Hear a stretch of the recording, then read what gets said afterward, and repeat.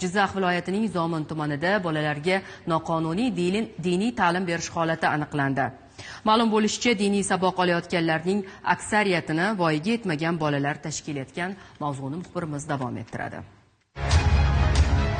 Maxsus diniy bilimga ega bo'lmagan shaxslar tomonidan dars berish nafaqat qonunga xilof, balki jamoat xavfsizligi va bolalar huquqlariga ham tahdid soladi. Shu bois huquqni muhofaza qiluvchi organlar profilaktika tadbirlarini muntazam olib bormoqda. Mamlakatimizda o'tkazilayotgan xavfsiz va sog'lom yurt oyligi doirasida ham qonunbuzarliklarga qat'iy chek qo'yilmoqda. Zomin tumani Ichki ishlar boshqarmasi hamda Davlat xavfsizlik xizmati xodimlarining hamkorligidagi tezkor tadbirda Nihol mahallasida yashovchi 1983-yilda tug'ilgan shaxs yashash xonadonida moddiy manfaat evaziga noqonuniy diniy ta'lim bergani aniqlandi. Qayd etilishicha, ushbu shaxs Andijon shahri Sog'lom turmush mahallasida yashovchi 2006-yilda tug'ilgan fuqaro bilan birga shu yilning 20-fevral kunidan bugunga qadar 7 nafar shaxsga hujra sharoitida diniy ta'limotdan dars bergan. Ta'lim olayotganlardan 6 nafari voyaga yetmagan bolalarni tashkil etgan. Darslarda Qur'oni Karim, Muallimu Soni va tajvidli Qur'on kitoblaridan foydalanilgan. Dars o'tish uchun ham zarur sharoit ham bo'lmaganligi ma'lum bo'ldi.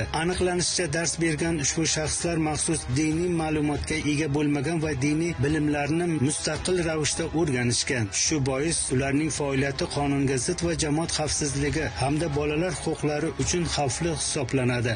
Mazkur holat yuzasidan O'zbekiston Respublikasi Jinoyat kodeksining 229-2-moddasi 2-qismiga asosan jinoyat ishi qo'zg'atish choralari ko'rilmoqda. Shuningdek, voyaga yetmagan farzandini noqonuniy ta'lim olishga jalb qilgan ota-onalar ma'muriy javobgarlikka tortildi.